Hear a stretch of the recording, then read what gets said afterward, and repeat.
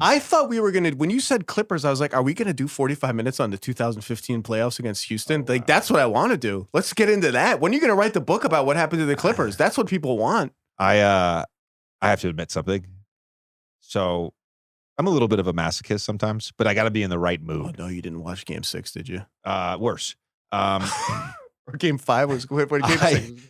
I was doing, this was probably around either the conference finals or the finals. We were well into the playoffs. And I was on Second Spectrum doing some video polls and some data research or whatever. And somehow it just like, I got down this rabbit hole and I rewatched all of our defensive clips from that entire series, all 7 games. And what's remarkable to me is when I watch the playoffs, so I watch basketball and I watch, Bucks versus Suns in 21 is a great example. I'm not saying the series would have been totally different, but oftentimes you can point to like 2 or 3 plays. Yeah. Right? Over a 6-7 game series, there's 700 plays. And I always make this argument. I'm like, the average play in basketball is not worth the average play in football. You get a pick 6 in football, it's worth a lot more than you dunking on someone. It's still worth 2 points. So you're going to go down and score 2 points I right there. always say the most impactful play I've ever seen in a sporting event in terms of swinging the odds was when James Harrison at the end of the first half in the Super Bowl returned a pick 6 touchdowns. Like that was like, it matters more than just another 2 points at the end of a first half in basketball, right? But it's weird that I can say that, and then I can look back at that Clippers series and be like, dude, it was like 3 or 4 plays. 3 or 4 plays away from the conference finals. what were the plays? Well, game 6 in particular, there was Which Josh Smith 3? there was 2 Corey Brewer 3s. Houston misses the 3.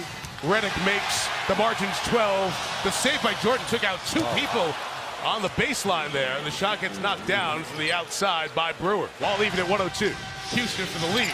It is Brewer for 3. And he hit it! Corey Brewer! The bigs were up in pick and roll. And so the weak side, we would pull all the way over to essentially the middle of the paint. And both guys, not just, now they some teams still do that and they use the top guy as the X guy and they keep him outside the paint. But we would pull over. And I gave up a Corey Brewer 3. And granted, it wasn't like a high urgency, we call it cold guys, hot guys. Like Corey Brewer wasn't a hot guy, but he had a 3. Everybody talks about the Josh Smith 3s. I have to think about those Corey Brewer 3s all the time. Then in game 7, This is fantastic. in game 7, before they sort of pulled ahead, we had some opportunities, some missed opportunities where it's like, all right, we can take some momentum here, maybe push this lead, whatever. And then even down the stretch, we're frantically trying to come back, and a couple plays go our way.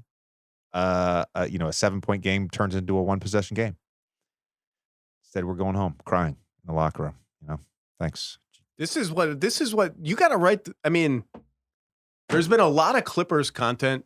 I'm now hijacked. You don't even have to come on my podcast to make up for this. Now we can just do the whole Clippers thing now. There's been a lot of Clippers content from that team, like books, but some of the, Chris Paul's new book is amazing. None of it is about the Clippers. There's been like 9,000 Donald Sterling related documentaries. Right. Let's get to like Blake punched a trainer in the face and how much did Chris and Blake dislike each other by the end? What the hell happened against you? Let's do it. Yeah. Maybe not now. I don't think now is the appropriate time. Maybe 5 to 10 years from now. Just picture Doc's face, Doc, current ESPN colleague of yours and mine. Just this, he has a particular face that when things are going badly, it's nothing is happening on the face, like his mouth is closed, but it's like you can feel the tension, like his face is just about to crack open. Yeah. Have you? I woke up today just being super positive, and now we're going dark. We're going to dark places. Thunder today, Zach. 2014, like what? Game 5?